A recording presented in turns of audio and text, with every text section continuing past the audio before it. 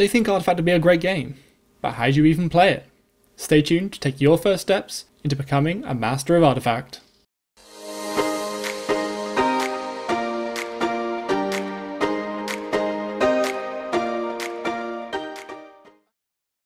Hi folks, I am Divok, and welcome to the Artificers Guild, the home of all things Artifact. We cover news, make speculations, and make guides like this one.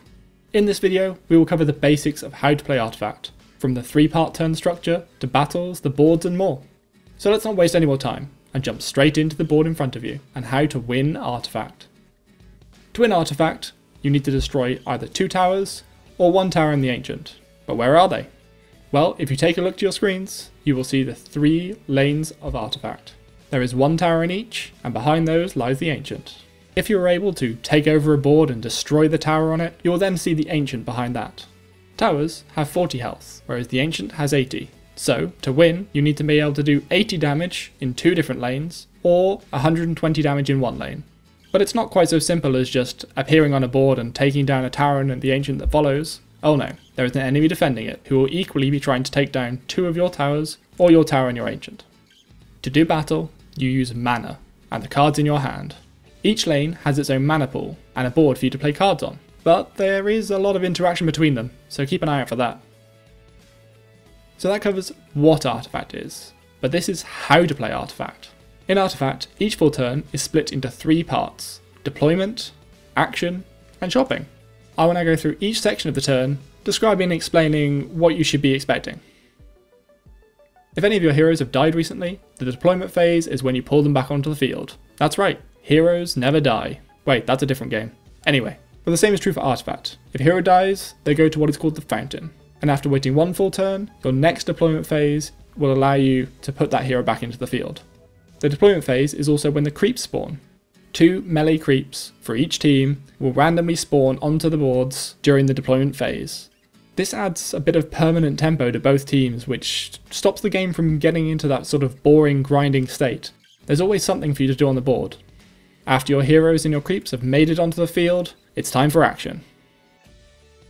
The action phase is also split into 2 further sections, and each of these sections happens on every single board, starting from left to right. On the first board, you will start playing cards. Say it's your 3rd turn. You've got a lot of mana to work with now, and you're holding Frostbite and Cunning Plan. Say the enemy goes first, buffing up their Phantom Assassin so that it can take down anything on your side. Unfortunately for you, your Crystal Maiden is lying directly in her path. However, because each player only gets to play 1 card at a time, until both players are happy to fight, you have the option to play your counter, Cunning Plan. You swap your Crystal Maiden, who is facing impeding doom up against this Phantom Assassin, with a little melee creep that spawned during the deployment phase. Now the enemy's buffed Phantom Assassin is just striking a creep that you don't care for anyway, and Crystal Maiden's got a wide open shot at the tower. So both you and your opponent are happy that you've played your cards now. Your opponent doesn't see any other way to get around this little swap you just pulled off, so they pass. Now you know your Crystal Maiden's safe, you also pass. Once both players have passed, the battle phase begins. All units on the active board will have a designated target for battle. This is either directly in front of them or diagonally across. This is something that's shown during the deployment phase or after you play a card. All units in the battle phase will attack at the same time, some hitting towers, others hitting other units. Once all of the units have crashed together in a devastating battle and the dust has settled, you move on to the next board. Don't worry, there's a lot more to battling, but we're going to go into that in another video.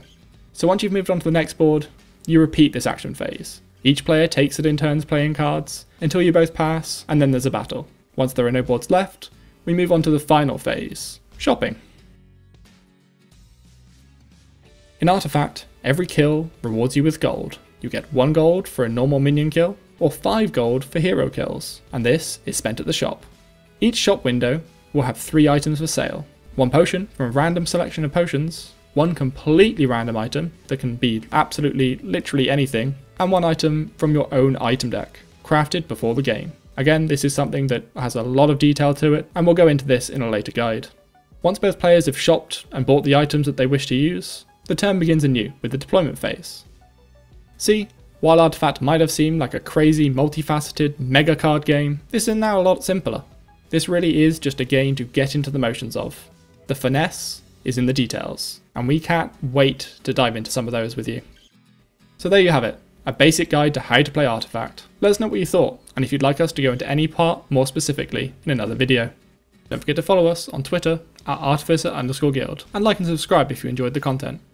Also check out our other videos. Here is our most recent video, and a video we think you might enjoy, so take a look. I've been Divok of the Artificers Guild, and I will see you next time.